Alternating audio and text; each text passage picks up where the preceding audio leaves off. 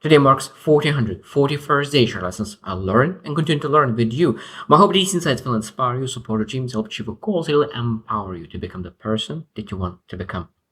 Today I speak about 7 laws turning life into wisdom. Turning life into wisdom. I think there's a lot of information, there's a lot of experience, there's a lot of knowledge, but all alone, those are not very useful in our own life to really become the best version of ourselves. That's why we need to turn all those things, all other information into wisdom, because wisdom is allowing us to be smarter with our decisions, better with our actions, and really move the needle forward to the better tomorrow. Today we'll share 7 laws that we need to consider just to make sure that we are able to become better. So number 1 is experience without reflection is wasted. Experience without reflection is wasted. I think that's very, very important. I really learned this lesson first time from John C. Maxwell, amazing leadership mentor. Highly recommend to look into his books and mentorships. And what he said is that when we think about experience, a lot of times we think that older people have more wisdom, but that's not true. You can have a lot of experience on your belt, but when you reflect on them, then you get wisdom. So that's why sometimes very young individuals who have a lot of experience and they have a lot of reflection time, they're able to have much more wisdom, much more success than an older person. That's it's very, very important to understand. Reflection is the key, because sometimes you can really have information, have knowledge, have some kind of experience, but because we do not reflect, didn't absorb that experience, we waste that experience. And that's why sometimes they say that, okay, like we keep repeating the same mistakes over and over again, and then we put ourselves in the same experience over and over again because we do not reflect on that experience and we do not gather the wisdom necessary to move forward. And I really love that because it said that if you do not reflect on a mistake, we're not able to learn a lesson. So when you reflect, you want to make sure that you allow that lesson to stick with you. And next time when you have this similar experience coming to your way, you know that I will not go that direction anymore. Number 2, the equation of wisdom. The equation of wisdom is knowledge plus experience. Multiplied by reflection is that wisdom. So I already started about reflection, but now look into all perspectives. So knowledge. Where the knowledge coming from? A lot of times it's coming from information, gathering that knowledge from all different sources, data, facts, validations, information, all that stuff. And then we need to experience. But where is experience coming from? Experience coming from action, execution, moving yourself forward. So that means that knowledge and experience is very interesting equation, because you have potential to have a little bit of knowledge and then really start to execute and take action as much as you can. And sometimes you could have a lot of experience and barely some experience, barely some action. And those both sometimes could lead to great wisdom if you reflect on them. But I think that in general, everyone understands that when you really experience, when you take action, you're able to get double. So that means you're able to have experience and have knowledge. So just by taking action, you get 2. You get experience and you have knowledge.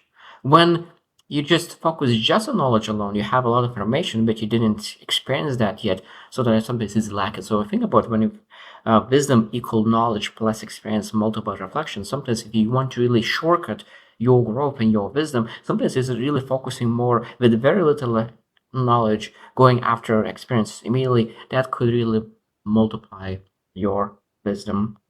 It's very, very important that reflection is a multiplier of your experience and your knowledge. Number 3, wisdom is lived, not stored. Wisdom is lived, not stored. So that means that sometimes you can have the memory of things, but until we are able to really change, improve, get better because of our wisdom, that is just a memory of some kind of experience, some kind of action that you did before. So wisdom is beautiful and useful when you're able to ask, okay, how often could I use this particular wisdom? Because I think that wisdom is when you're actually able to implement it and you know how to do it. Because sometimes we have so much information, so much data, so much knowledge, But when you ask, okay, how do I use this data? How do I use these lessons? How do I use this information in front of me? And if you're not able to use information, maybe we wasted our time gathering that information all together. And that's a beautiful question when we seeking wisdom. What kind of wisdom do I need right now that I could implement it? Because sometimes we could potentially nurture our mind, get the knowledge, but people who are very successful and who achieve success in pretty short period of time, they know that relevant wisdom for their life right now, that's what really separates successful people from unsuccessful people, because unsuccessful people are just looking for all wisdom, all knowledge, all data, all experiences, rather than be a little bit more specific. And the thing that is beautiful is that when you really look into actions under pressure, is that wisdom you're able to implement no matter how you feel, while some memory you can really do only during good times. Number 4, principles over tactics. Principle over tactics. I really love that, because the probably will start from example. Because when you wake up in the morning and say, like, my tactic will be that I will not take my phone first thing in the morning. This is a tactic. Now, the principle, why is that important? This principle is that my principle life is that I want to protect my focus before I let anyone else to come in, the wall come in. So the principle is much more important than the action, than the tactic. So this tactic was not take the phone. But sometimes if you don't take the phone, maybe you will allow other things. Maybe you put your laptop on and it will start looking for emails. So it means when you say that I want to protect my peace, I want to protect my subconscious and then present moment, that means that all those things, when you look into the tactics, does that align with the principle? So it's much easier to make better decisions when you align your life with principles, not tactics. Because it's very easy to create tactic. Sometimes it's much harder to create principle, and that's why you need to reflect and really build self-awareness and what kind of principles do you want to live by to align your life with. I think that's where the beautiful thing matters. So principles over tactics. Number 5, humility is a gatekeeper. That's a beautiful thing. And people say, like, oh, I already know that.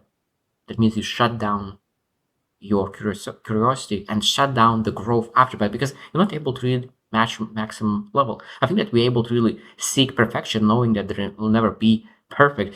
But again, when you are humble enough to say that I'm able to learn from everybody, because sometimes in the small nuances, and there's a beautiful thing sometimes when someone is sharing their knowledge about the topic to an expert level, even though that they are beginner, it might be that their thought, the way how they think, will bring some idea that you could really add in your repertoire, because now you're able to really see their perspective, add your knowledge on top of it, and really change things.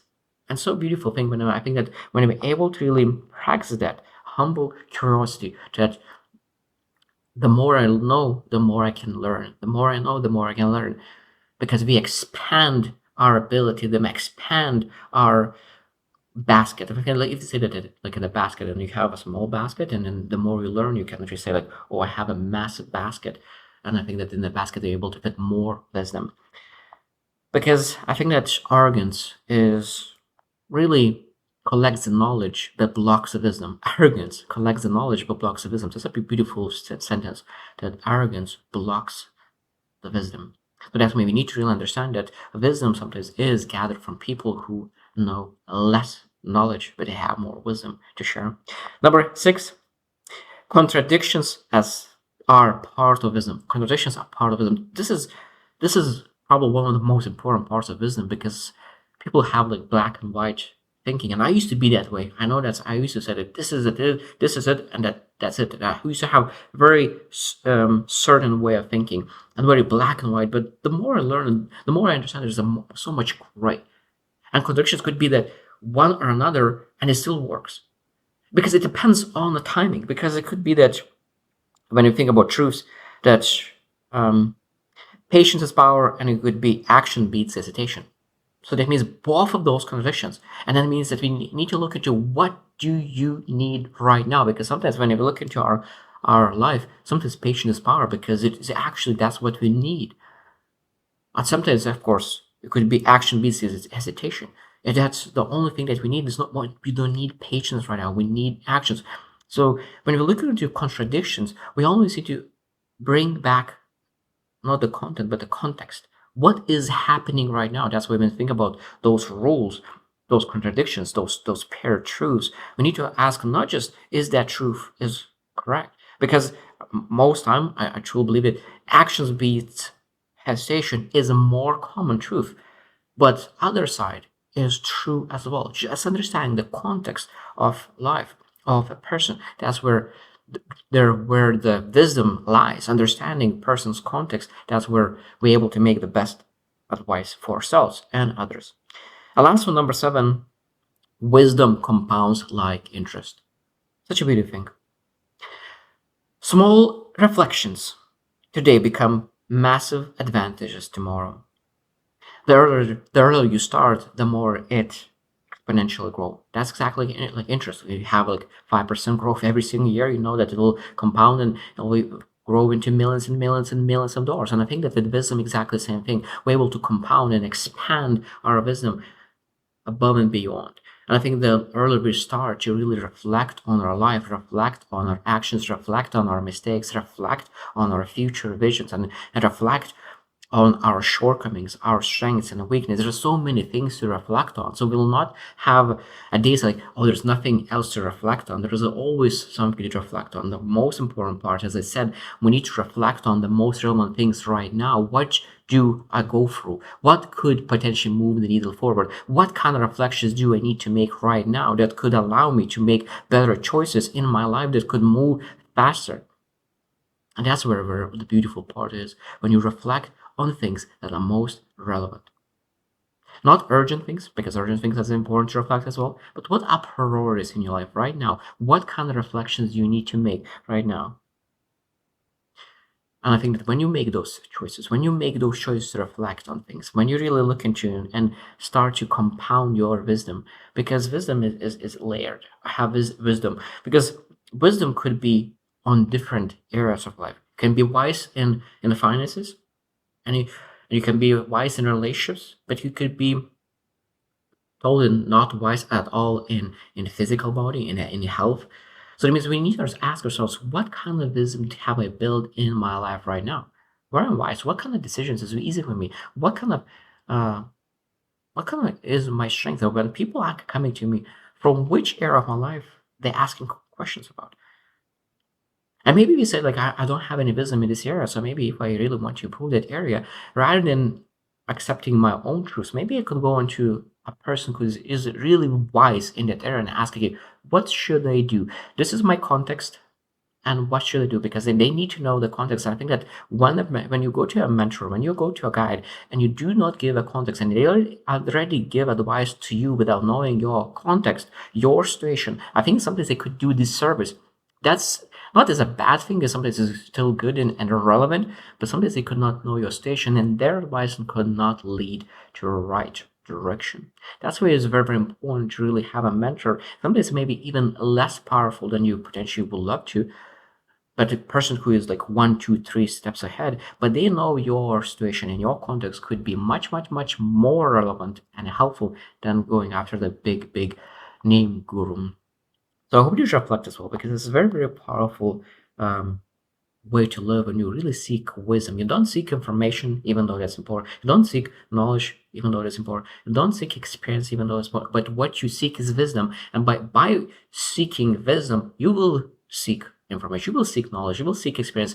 But you're seeking knowledge not as an end result. You're seeking wisdom. So that means you know that if you will get experience and get knowledge, you will need to use reflection to really learn all those things that you really you all the things that you have experienced, like even the information, knowledge, and experiences, to get better in wisdom. And of course, if we'll get better in wisdom, we'll make better choices in our lives, and those better choices in our lives will lead to better tomorrow. So I hope you choose to win, and see you tomorrow.